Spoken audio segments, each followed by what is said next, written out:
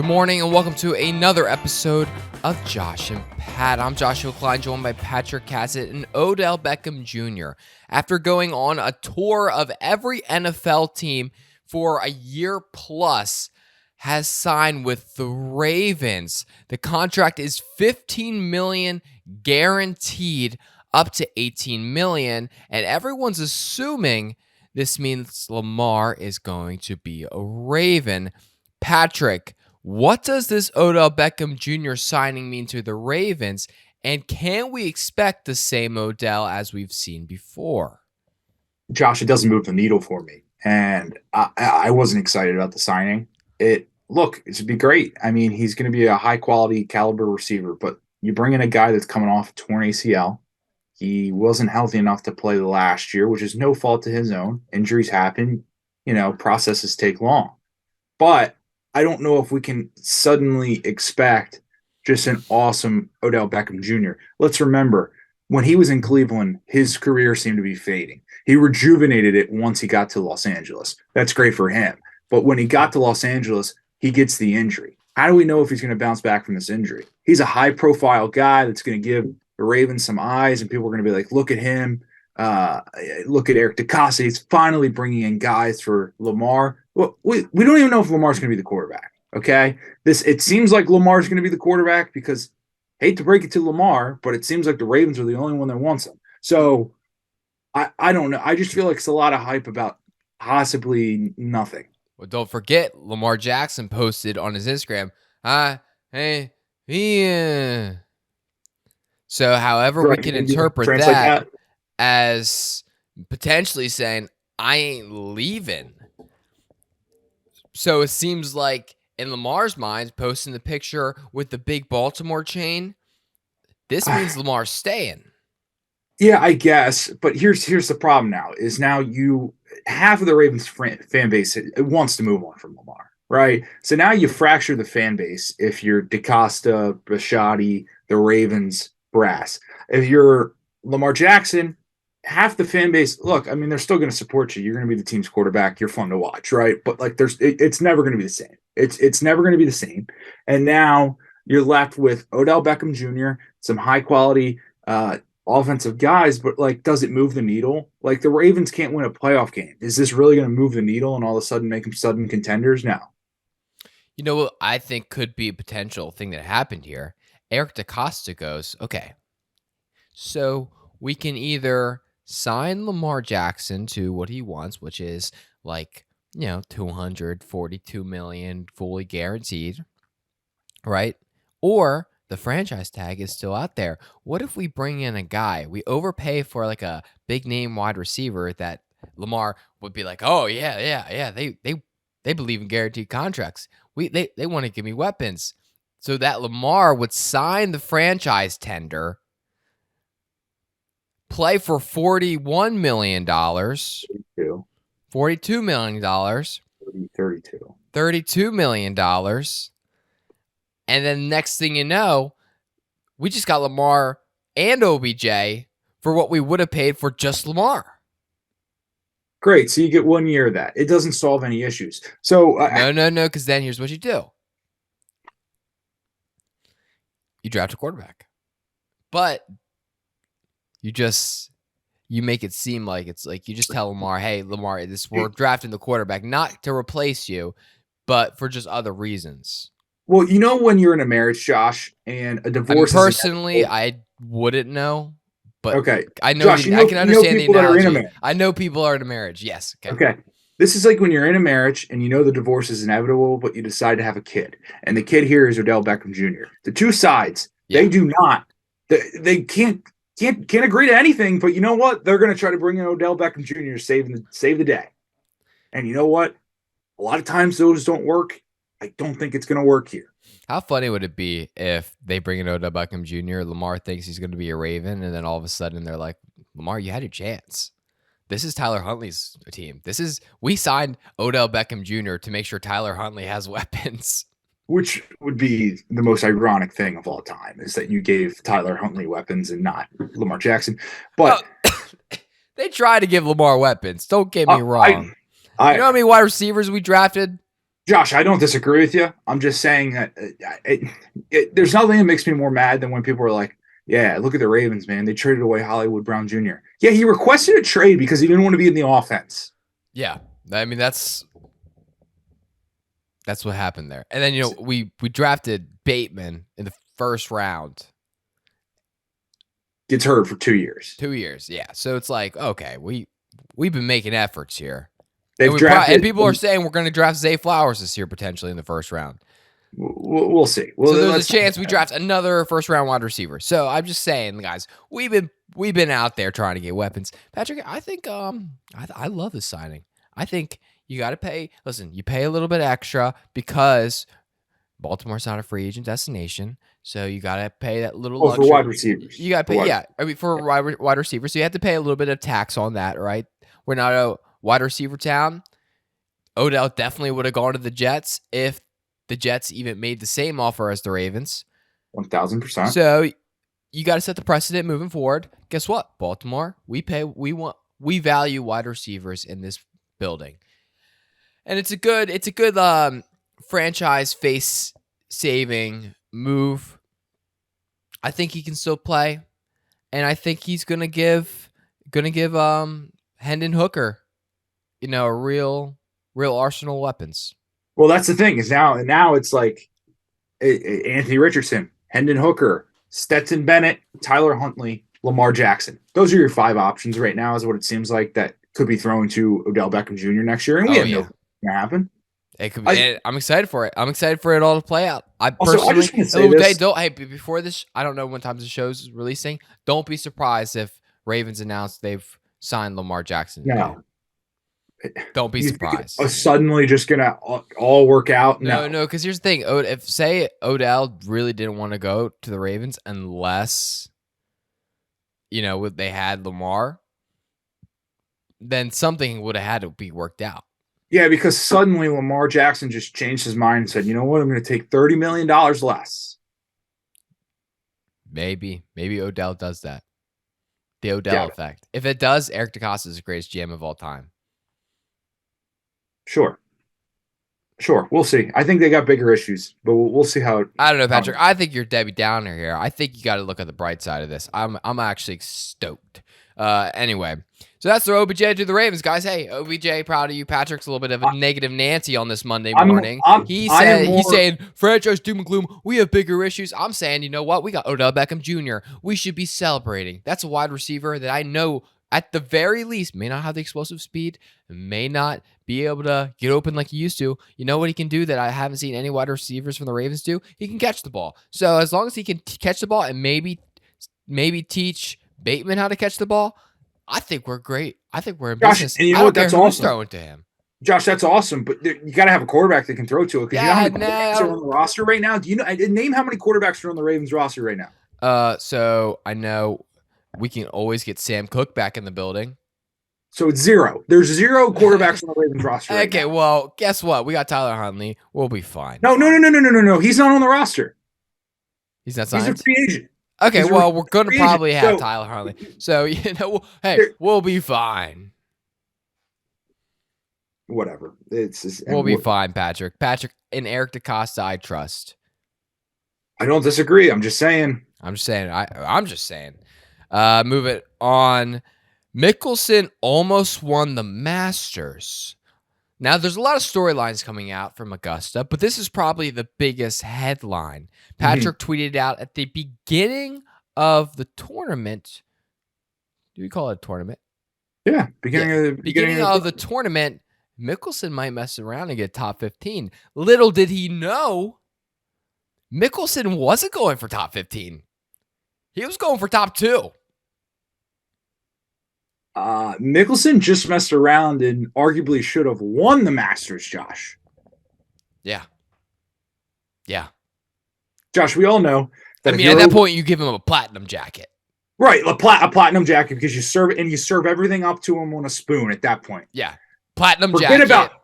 Forget about the green jacket. That's old. Forget about it. We go platinum jacket if Mickelson wins this. You show up after taking a year off of the Masters, and then you do that with the sunglasses? Oh yeah, Boom. and what was he hiding? That's what I wanted to know. What was under the sunglasses? Because I know it wasn't sunny. Well, yesterday was. Yeah. Okay, but I saw him on Saturday. Saturday it was pouring Saturday, rain. pouring rain. Still had the shades on. So that's why in He's my committed to the brain. bit. He's committed to the bit. Was he? Because, I mean, the whole tournament up until yesterday, not sunny. He was committed the whole time before that. So it was like, Committed to the bit. I would argue that he was committed to the bit. But Josh, we all know that if you're a Masters winner, and especially if you're over 50, you should get an automatic 4 handicap. So you come into the weekend. It's only fair. With 4 extra strokes. And that's why we have to put an asterisk on this Masters, is because you look at John Rahm and you go, well, we all know that if we're playing with Phil Mickelson, we probably, because he's over 50, we give him the 4-stroke buffer. And the Masters decided not to do that. So that's why we'll always have an asterisk on this Masters. Always. And nothing. And listen, happy for Rahm. He great for him. He went out. He went out there. He did his thing. Texting with Zach Ertz and JJ Watt. How did that relationship start? I have no idea. But it exists. Well, it's because NFL's going international, and that's why. That's what Roger Goodell. He's expanding the league, so it makes sense. Okay, never mind. Makes sense.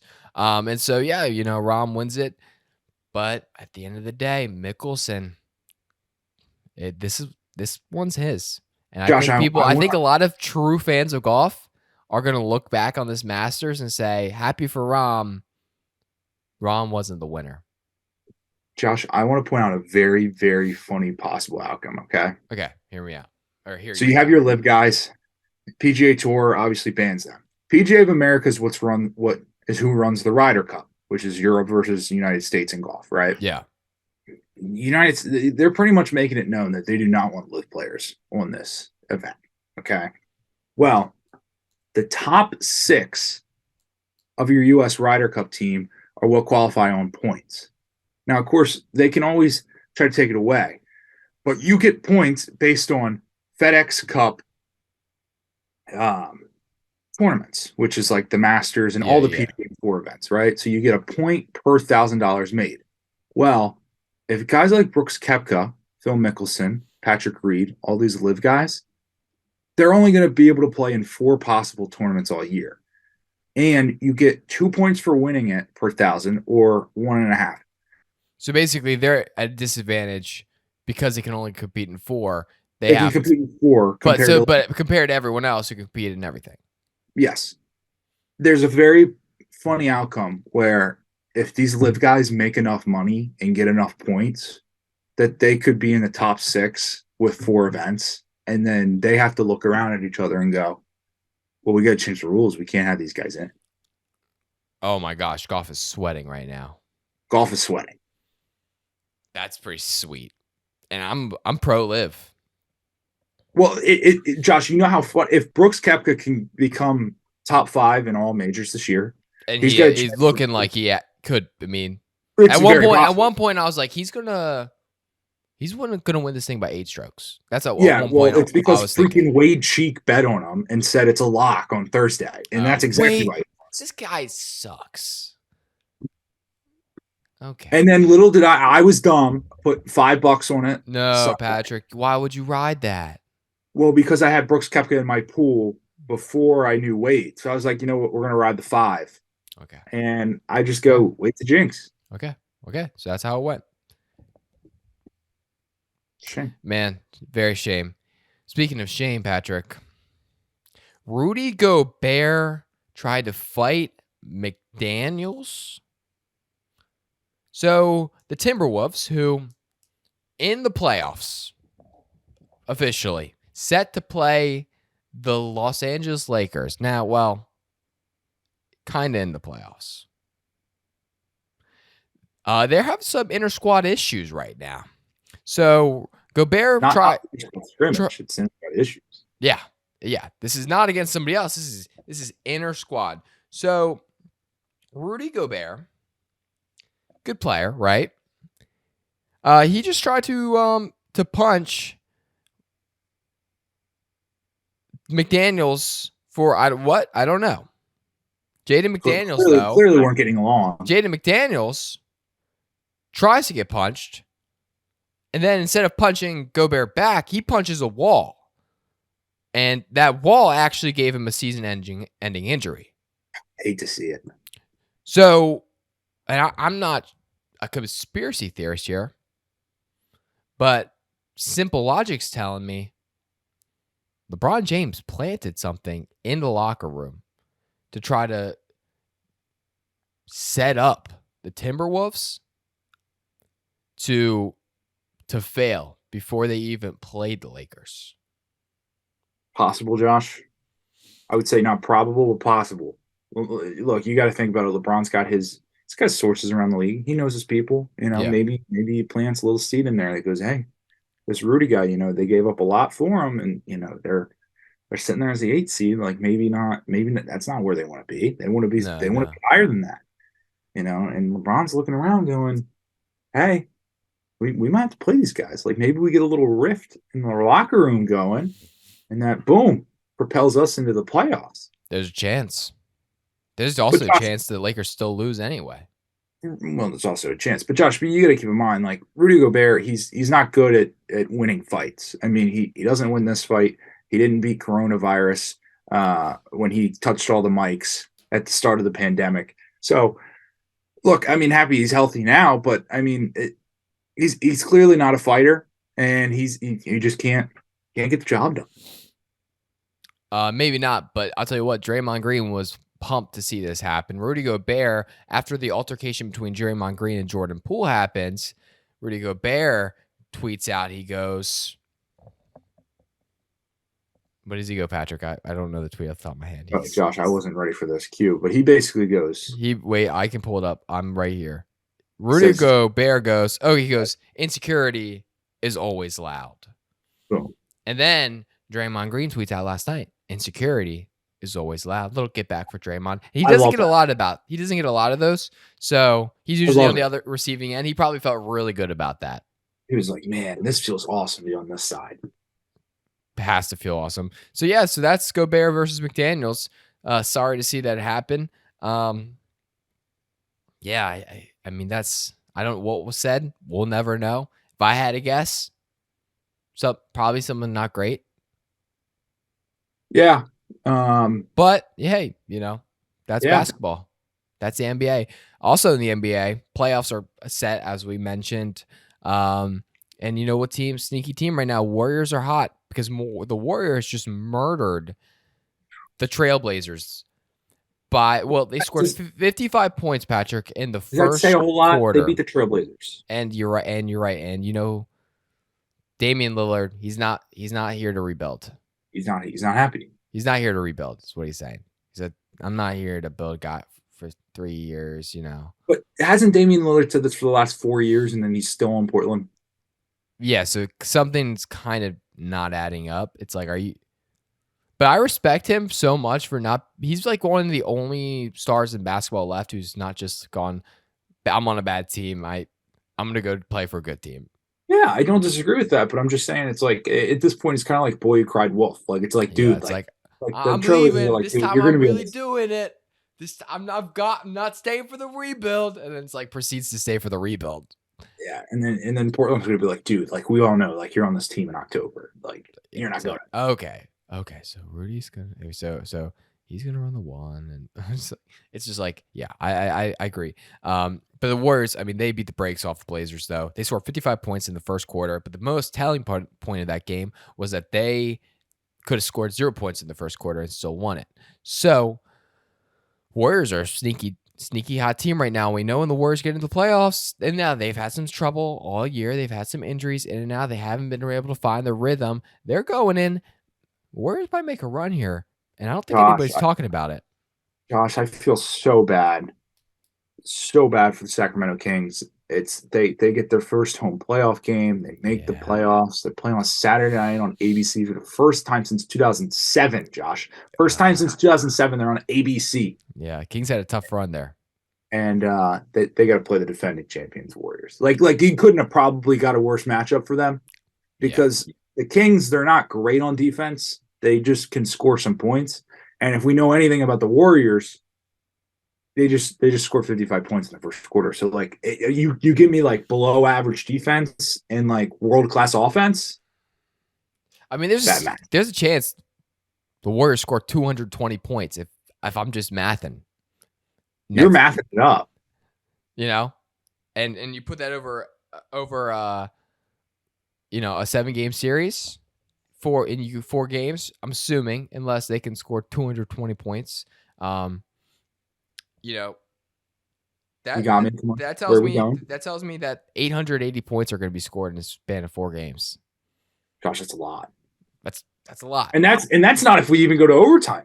And that's just regulation. So it's like, you're telling me, and I mean, I root for the Kings. I hope they can score 220 plus points a game, but and that's likely. And that's what you're not going to hear from analysts this week. The real number to beat here is the first one to get to 221 wins. So I'd agree. That's what you're not going to hear on these mainstream shows this week. No, you're not going to hear that. Speaking of things you probably will hear on mainstream media, Luka, happy. He's happy. He said everyone was saying Luka's not happy. He wants out. He said he's going to ask for a trade. I don't know what Luka and Kyrie must have had like their own Camp David, whatever. And they Josh, I think he's happy because he doesn't have to play with Kyrie anymore. Kyrie didn't sign a new deal. Kyrie's a free agent. So Luka's like, guess what, man? I don't have to deal with this guy. Kyrie on Sunday doesn't do the exit interview with the media. Classic Kyrie stuff, right? But Luka's sitting there, and you know what? He's probably like, hey, look, I get to go back to Slovenia. I get to go eat some food. I get to go chill for a while. You know what? Sounds good to me. I'm happy here. Probably going to play in some like random world like tournament for Lithuania. Yeah, and put up 35 points, 12 rebounds, and 11 assists. Yeah. So the Nets sent Kyrie Irving, right, and Markieff Morris to the Mavericks in exchange for Spencer Dinwiddie, Dorian Finney-Smith, Dallas's 2029 first-round pick. They're trading 2029 picks already? Yeah. That's ridiculous. Crazy. That's a second-round pick in 2027 and 2029. I mean, that's like 5 years away. Josh, they're you realize they're trading for like 7th graders, right? Yeah. Like 4 years away. I mean, they're trading for guys who we don't even know yet. So, but they trade. So basically, what the Mavericks said was, so they basically gave up a first round pick and a second round pick and 2 of their guys to not make the playoffs and not re-sign Kyrie. They basically did all that just for Kyrie to have Kyrie for like a quarter of a season. Yep. Wow. Really Josh, just keep. I mean, it gets better, right? The more you talk, it gets better, right? I mean, just keep. Yeah. Mark Cuban might want to stick to Shark Tank. It's a good question. What is Mark Cuban better at? Shark Tank or owning the Dallas Mavericks? Won a championship, did. That is, but was that pre-Shark Tank? Does Shark Tank take too much time away from Mark Cuban so that he can't run the Dallas franchise good? Well, we'd have to argue. But also, you think about this. I mean, Shark Tank, he's just a business. And he's just going at all of them. Oh, yeah, maybe this one. Yeah, this one. Sure. And now he's got 50 businesses he's trying to run. He's trying to figure out. I think he might have, he might be a little distracted. He might not be fully with it. I mean, I see him on ads every day promoting a company I never heard of. I'm like, Mark Cuban, he probably just invested this on Shark Tank. Yeah, he owns like a pharmacy company thing. Always posting about it. Hey, lower Sounds prices. Good, hey, I'm all for that. Good. Hey, do what you got to do, Mark Cuban. But if you continue to lose and continue to do this, we will be calling you to sell the team. Right, because what is better for humanity? You owning the Dallas Mavericks or getting us lower drug prices? I would argue lower drug prices helps more people. More people, for sure. Moving on, NASCAR recap. We were at Bristol Dirt. Best race of the year so far, I think. It was a great race. But it's always tough because it's like, yes, I love Bristol Dirt, but you know what Bristol Dirt does?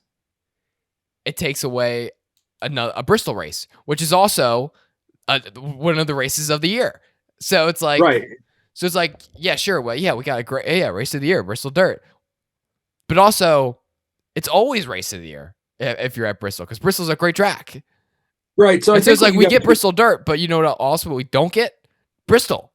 well, what you do from here on out is you go, okay, you know what? Maybe we keep one dirt track race on the calendar a year, but we're not going to do it at Bristol. We're not doing it at Bristol. We're going to give Bristol 2 concrete dates that they deserve, and then we're going to go run a dirt race somewhere else. Or we just give 3 races to Bristol.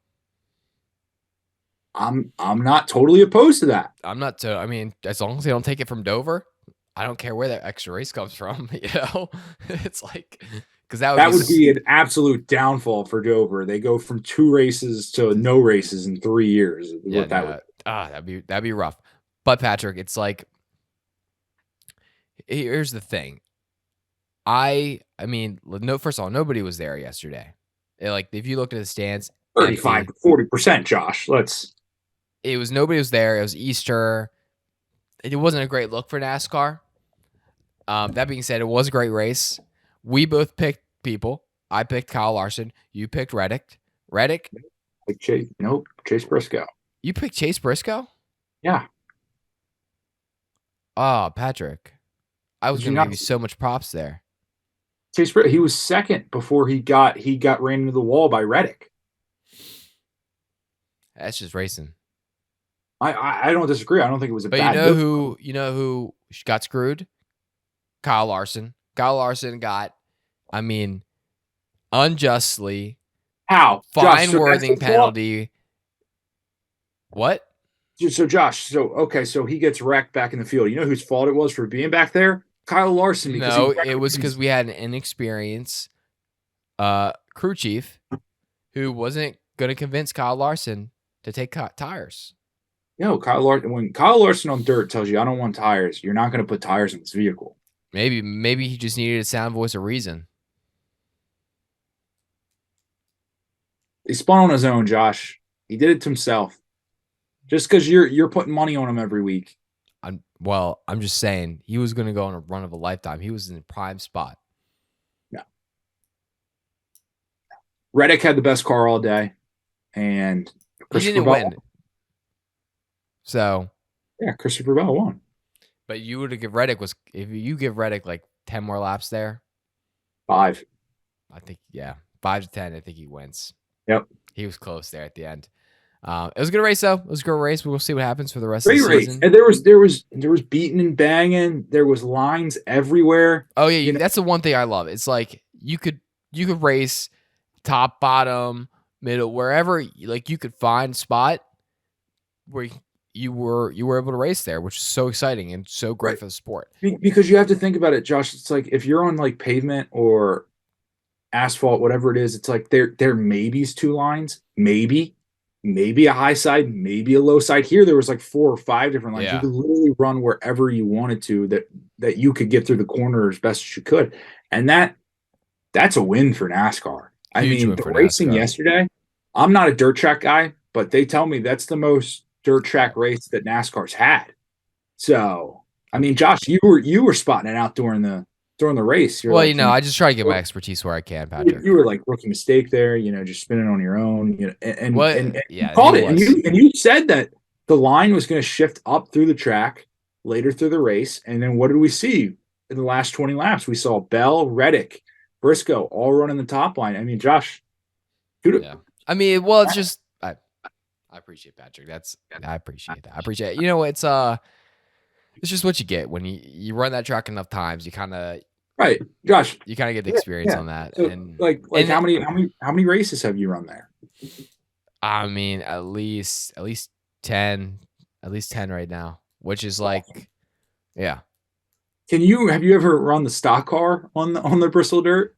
I haven't got to run the stock car yet, so it is a little bit different. But the lines are still the same. The groove, you still feel the same grooves. It's a little, car handles a little bit different than stock car. You're in like a sprint car. Yeah, but it's much lighter. Yeah. Yeah, so it's a little bit different, but still same principles will apply. Yeah. You know that track. Like I know that track. I know that track. I know that track. There's a few tracks I know, and that's one of them. Cool. So moving on, XFL recap. The Houston Roughnecks have a bounce back win against the Brahmas. Pretty big. About time. Pretty big. About time. Yeah, if we lost to the Brahmas, I would have said sell the team. season's over. Dwayne The Rock Johnson hates us. That's what would have been the conversation coming out of my mouth. But now I'm like, oh, we had a low scoring offense, didn't look great. Offense Defense still did great. sucks. Yeah, we have solved problems, but a win's a win. We got to figure some stuff out. Josh, let me ask you: on. would you rather peak in week 2 or at the end of the season? Because it sounds like Well, I don't know. You tell me, Patrick, because I feel like your team is right on potentially a downward spiral. You guys face the Sea Dragons again. Josh, You will lose. Josh. What's the Sea Dragons record? 6-3. 5-3, just like you were, 5-3. just like your Roughnecks. Josh, did you know what happened last night? I saw the DC DC Defenders Defenders are the first team in the XFL to lock a playoff spot for the North Division. So we'll come down. Yeah, guess what? Houston Roughnecks already did that. We already locked the playoff spot. Yeah, because you guys are in the worst division ever in spring football. Okay, yeah, but we are the first team to lock a playoff spot. So you say we're the first team to lock a playoff spot. We're the first true team. We're the first real team to do it. Okay. We locked a playoff. Everybody spot knows the best 3 teams in the XFL are all in the North. St. Louis, Seattle, DC. And you know what DC's done? They've gone 4-0 against Seattle and St. Louis. It's great. It's hard to beat a team 3 times. And I hope you guys are ready. It actually isn't. Statistically, it tells you it's not hard to beat a team 3 times. Hard to beat a team 3 times. Yeah, unless you're Tom Brady. But that's hard to beat team 3 times. So you're gonna be in tough trouble. And I'm just gonna say it. And Judge, the only loss DC has was down in Orlando. Against the worst team in football history. No, Josh. Everybody gets a free pass. I'm happy to have it. I'm happy to have it in the middle of the season and not in the playoffs because look, it's muggy conditions. It's humid. It's hot. The boys weren't ready for it. But you know what? We don't have to worry about. We don't have to worry about that weather in DC come playoff time. We don't have to worry about that in the XFL championship at the Alamo Dome. You know why? Because it's air conditioned, Josh. It's air conditioned in a dome. We don't have to worry about it. Yeah, and you know who's going to have home field advantage? Not San Antonio. I'll tell you that. Whoa. Anyway, so we'll see what happens with the XFL. I'll tell you what, Patrick, the one thing about the XFL that I enjoyed yesterday is that I know somebody who I converted to. I was like, hey, you got to give the XFL a try. They decided to be a Sea Dragons fan, and they were actually watching the game before I even texted them. And it was nice because I was we were talking about the game as the game was going on, and I was like, this is fun. This is a fun experience where I'm like, oh, what do you guys go for? You go for 3 here? You go for 2? What are we doing? And Josh, and by the way, what's Danucci might have some insecurities. He said, why don't we just go for 1? Why don't we just go for 1? And then the coach we're going for 2. We're going to win this game. And he went out there and turns out should have gone for 1 potentially. Because Josh, this is what I'm going to tell you. There was nothing more random than last night, sports-filled weekend, than when you're like, whoa, you tag me in a tweet and you go, you guys in trouble? I was like, I look at the highlight and I was like, oh, we're up by 14 in the highlight. It's like, I think we'll be fine. And then the boys hung on. So, I mean, great. It's great sports weekend. Patrick, it was you. I don't know how, if you didn't watch the game, you don't know how close the game was. No, Josh, 2-point conversion away from losing. Josh, but no. Was there another W in the win column or in the loss column? Patrick, I think you're you're underestimating how your team played. That's all I'm saying. I think you don't realize how close it was. And Josh, do you know how tough it is to win on the road in the XFL? It is tough. Yeah, Patrick, guess what? There was 14 fans in Seattle that you were playing against. No. It's always rough weather in Seattle. You know that conditions. And you know what happened? Jordan Teamu balled out 245 yards.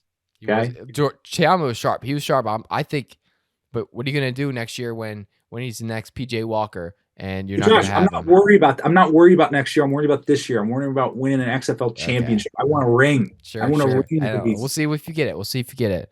Mario movie grosses the highest for an animated film on opening weekend ever.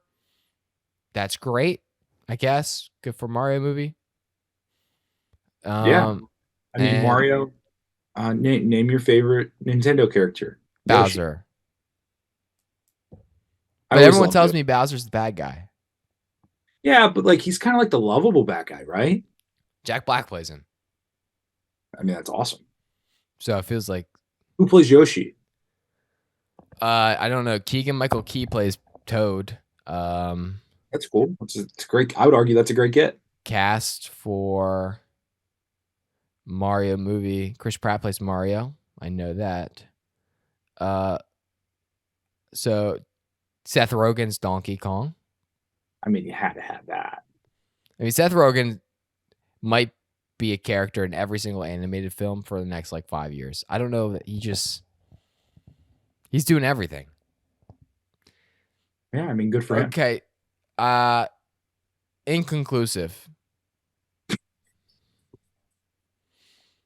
This is what I'm finding.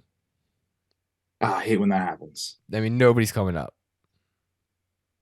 I don't even. He might not have a voice actor. He might not even be in the movie. Well, that's a shame. It's a shame. Anyway, if you're still listening to this part of the episode, make sure you guys, first of all, give us 5 stars on any platform. Second of all, and we're going to give a mug to whoever DMs us first on our Instagram at Picks and Pancakes, but also now included because, and Patrick, this is a story. You could also get this $10 McDonald's gift card. So here's what happened. We try to give away this I've been trying to give away this $10 McDonald's gift cards for a month. First, it was one challenge that nobody did, and the next thing was a challenge that a lot of people did, and we had a winner. And I said to the winner, I said, "Hey, send me an address that you want me to send this to." I followed it. I followed the person so that we can message, so he can message me. I said, "Send me an address that you want me to send this to." It's been a week. I haven't heard anything. I'm like, I can't give this away. I can't give this $10 McDonald's gift card away.